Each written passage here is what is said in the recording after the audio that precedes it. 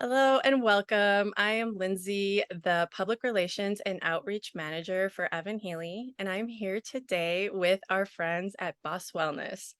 Today, I am joined by Mahdi Ibrahim and Jamie Garvey, the founders of Boswellness, a certified organic frankincense distillery that we source our incredible frankincense hydrosol, essential oil, and resin. Welcome, Jamie and Mahdi. Thank Thank you. you. Thank you. Thanks, Lindsay. Hi. Thank you so much for joining us today. You're So, welcome. today we're really excited to learn a little bit more about your story and share it with everyone. And so, I wanted to just start out by asking you, could you tell us a little bit about Boss Wellness? Yeah, sure. Yeah, definitely. Boswellness, it's a frankincense and myrrh distiller. We just specialize on those two different resin of frankincense and the myrrh resin, with the hydrosols and the oil, essential oils. And then we grind some of them to make a powder. Yeah, those are our reason we specialize on those is because they come from Somaliland, which is where Mahadi is from. Okay, beautiful. And so, how did you get your start? Oh, it's a long story. I came as a refugee in Montreal, and I came to Vermont, met Jamie, and I used to work in restaurants, and I always felt like I need to do something involved with the people I left behind. And frankincense, I had a dream about it one night, and I came back from my dad's funeral, and I could only see his face and the frankincense smoke. So, and I wake up 3 nights on the roll. I dream about it, and then I was like, maybe this is where I should start. Maybe importing frankincense, which I didn't really know what's the name in English. I only, and I asked Jamie, he's like, I went a couple times in the church and I smelled it. So I was like, this is the same smell of, we call for in Somali. And she's like, that's frankincense. And then I Googled it and I was like, this is it. So I asked my mom to send me a kilo of frankincense so I could supply church around here and, incense stores. And that was it. And my mom thought I was a little crazy. She's like, oh, that's not a real business. You don't make that much money of it. And I was just like, okay, let's send me, please, mom. And she did. And we packed it in a small package. So we start supplying local little stores, and that was it. And then in my research, I just saw frankincense oil, and I was like, what? How did they get the oil out? How this have oil? So just the basics of the high school chemistry. I was like, there must be distilling. So I did a research on distillation, and then boom, I just realized you could distill the plant. So I was like, okay, maybe I need to distill it.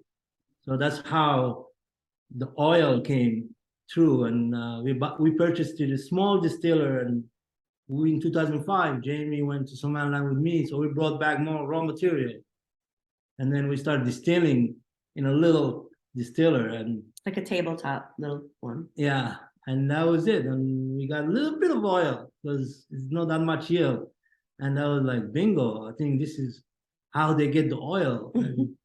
And my people had no idea you could distill and get oil. Even my mom thought I was going more crazier. So I brought the oil back to Somaliland, and my mom was like, it smelled like perfume.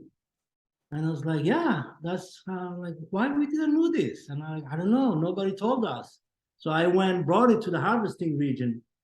And the first elders I saw in the harvesting region, I gave them the bottle of oil, and I didn't even see the tree yet. So I was my first trip, and they smelled it and they turned all around. They passed it to each other, and the first thing they told me is like, "How did you put my tree in this bottle?" And I'm like, "Whoa, it smells like because it doesn't smell. The raw material doesn't smell like the oil." So I was like, how did you know? And it's like, it smelled when it come out from the tree, the same smell, the oil, when it's wet. Yeah, when it's wet. Wow. So that was, and they was like, how did you figure out? I say, oh, I just did a little research, and I heard the French was doing for 200 years distilling, but they never told us. And I was kind of like the first one who really, brought it up, and they was like amazed about it. And that's why they asked me, like, how did you put my tree in this little bottle? I was like, wow. So that was how, we started. Yeah. So amazing. Yeah. And I mean, it's taken, it took us a long time to really like dial it in and even get customers, but it took us like 7 years, really. Yeah. And Jamie had another job, so she was supporting me to keep it going. Yeah. I just like worked another job until 2013 when I was able to come in full time. That's incredible. So you both were really putting your heart and soul into making this business and bringing your incredible, your essential oil and your hydrosol are so incredible. As you mentioned, I noticed that it's spicier than when you burn the resin. It's like a little softer and Yeah. sort of sweet, and then the hydrosol is a little spicier. Is that what you were saying, the way the tree smells, like that sort of? It's basically, it's when it come out, it's wet, it's running, it's milky liquid. So with the oxygen, it dry. So there's a lot of other compound who volatile to turn it hard.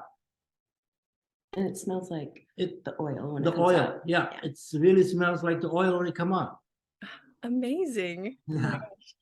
Wow. So, so I'm curious, within your business, what are both of your roles? I'm the distiller. Okay. I organize back home. I have my brother who work with us, who deal with the harvesters, go see them, and usually I go every year. I go there. So I'm organizing the shipping from there to here, and distilling. I love distilling. And really, like besides the distillation part, we couldn't do this business, I don't think, without Madi, because the connection between Somaliland and the company, it really requires a native Somalilander, I think, for the culture, the language, just all of it, be really difficult to do without a Somali person. Yeah, and so Mahdi, with your brother back in Somaliland helping out too, it's really a family business, extended family as well. No, definitely. And I'm just mostly customer relations and sales. And she make all the money for me. Yeah, that's what I do. Yeah. Oh, I love it. You're an amazing couple. So wonderful. And we have Casey, who's just coming back from Japan. Yeah, our third business partner is Casey. Okay. And he also distills, and he does customer stuff too. Yeah. Wonderful. So can you tell me, what is your core mission at Boswellness? Really core mission is I always wanted to help back home, and to do that I needed to create some product from that region, that Somaliland, so I could at least create a better economy in the country about the raw material, to get them better price for it. So our core, from the beginning we say we need to put it back. And we agreed, all of us, to put back 20% of our gross sale yearly. So that's what we started. We started with first well was by hand, but we have to supply the solar panels, the solar pumps, and PVC pipes to bring the water to the village. So that was our core. deep inside, I wanted to do something very different than any other company who deal with frankincense. So that was very successful. It took us longer because the villagers have to dig it by hand, and it's a rocky area. So every well took us at least a year. So we did 3 of them like that. And we did 4 actually. One, it ran out of water, dried out. Okay. And then we were like, we won't be doing that fast. So what we did, we call a company in Texas. We got a hydraulic drill, which it's sitting on a trailer, so you can move it around. And that's what we send it to Somaliland, and we did our first hydraulic drill, which was fast, it was more efficient, and it was amazing. So it's I want to keep doing it more. It's there for them to supply water. That's the most important things, so far in Somaliland. Yeah, and like you said, that our mission is essentially to build the economy of Somaliland too, because like with business, we feel like you can have a profitable business, but you can also do good. And in fact, businesses, I think, are poised, they're in the best position to make social change, like more than individuals, because they have more economic power than individuals. So why wouldn't you make some kind of change if you can? So, and another question that somebody recently asked us, which was, why 20% though? That's like unheard of, 1%, maximum 10%, I've heard, but why 20%? And really it's because small company. We're such a small company, first of all, that 1% isn't really going to make a change. Yeah, it won't get us anywhere. If we were making like $20 million, maybe it would help, but we're not. So if we want to make a change, we have to give that much back. So that's why we decided to do that percentage. So could you explain a little bit? You give 20% back in terms of investments that we make. So like the wells are a big one. Yeah. So we have to get solar panels, we have to get PVC pipes, we have to get solar pumps. So it's the labor of the workers dealing with now the drill is you have to be 3 of them. So and we increased the raw material price for the first time ever, Somaliland. And I am a little drop in the ocean, but it helped to the harvesters to fight for the price I offer for them, for other buyers, and they end up at least getting a little bit more better than what they used to get before. We increased it. It used to be $1, so we increased it to $6 a kilo. So that was a huge jump, and it's not everybody who's giving them that price, but at least they fight it for it. Some of them are getting $4 now, $5. So I help them to have to show them the product have a value. That's so amazing. You really are making a huge impact, and 20%, that's so generous. But I see how it comes full circle, and how you guys, your heart is so big, and that is just beautiful to see. So thank you for sharing that. And I'm curious also, so you've explained a little bit about how you got started and some current stuff. What are your goals for the future, or what projects do you have coming up? Oh, well, my goal is to keep making wells. That's one thing. We really need to expand the well wells access, because the drought is a serious situation there. Yeah, and it's there is a lot of need of water, and they are nomadic people, so it's a long way to go. But that's one of the reasons why if I don't put 20%, I wouldn't be even making any wells, because just the equipment itself wouldn't be covering. So my goal is to make more wells for food security is another thing. Getting them, because the harvesters region are far away from the big city. So when the basic foods are transported to their area, the price goes up because of the fuel. So what we did with the harvesters we deal with, we ask them what they want. So we get it from the big city and we don't charge them any fuel transport. They get it at the same price where the big cities are getting the same price. So they don't have to deal with somebody making money of them. So that's what we do. And, what else? I guess the question in terms of goals, right? Yeah. Oh. I think another one of our goals, and this is like me with my sales hat on, is like our powder. We want to increase the market reach of the powder extract, which is kind of a new product for us. But well, I say new, it's like going on 4 years, but it's taking a while to kind of perfect and gain traction in the market. But we want to grow the powder extract side of the company because not a lot of people know about that yet. And we want to grow our customers too. Yeah, that's obviously, right. Our definitely, our buyers to grow with us. Mm-hmm. So they could purchase more and we could give more. Yeah.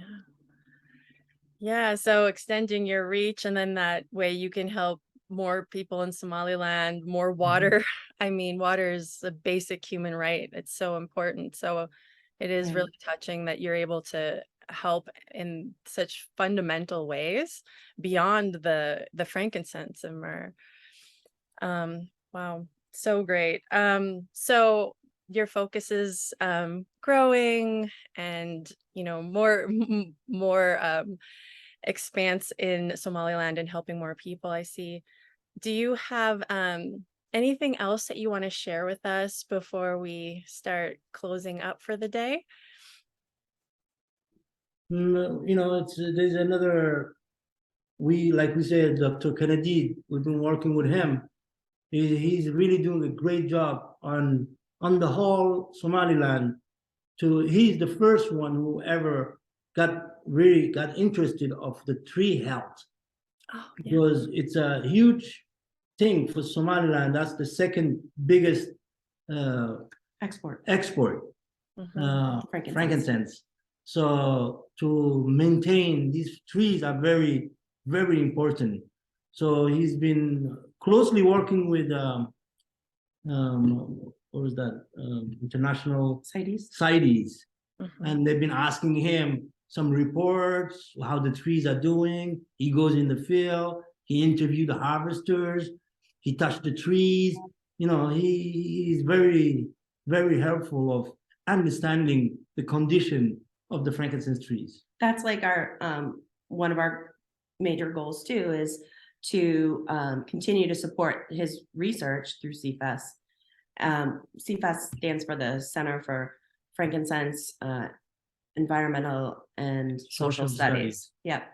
So to continue to support that work, because it's so important that we've got indigenous knowledge and indigenous voices that are speaking to the tree health, and not having outside forces and Western academics like projecting what they think is the situation there, which isn't necessarily the situation.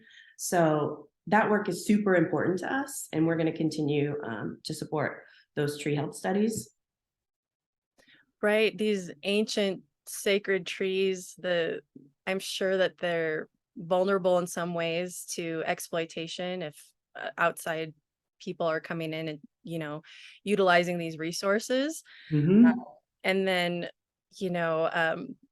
just so important that you're maintaining that health as well. It seems like the whole circle of everything, the connectivity of everything is sort of found in your work, from the health of the trees to the health of the people in Somaliland. And then you're able to, share your personal experience and knowledge about frankincense to the rest of the world, which thank you for that. And thank you for being a voice, in this area, being an expert and teaching us so much about it. And so I'd love to have you guys share with our audience where they can find out more, where they can find you at, and anything else that you'd like to share with us before we finish for the day? Yeah, and first of all, I like the audience to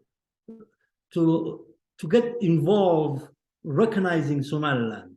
That's one thing I would love, to tell the audience, to contact their local senators to recognize Somaliland as an independent country. We are lack of recognition to get better. And just to kind of elaborate on that, Somaliland is a breakaway region, right, from Somalia. They used to be together. They're not anymore. They haven't been for 30 some odd years, but there's no international recognition of Somaliland as a country. So that makes it difficult for people to do business there.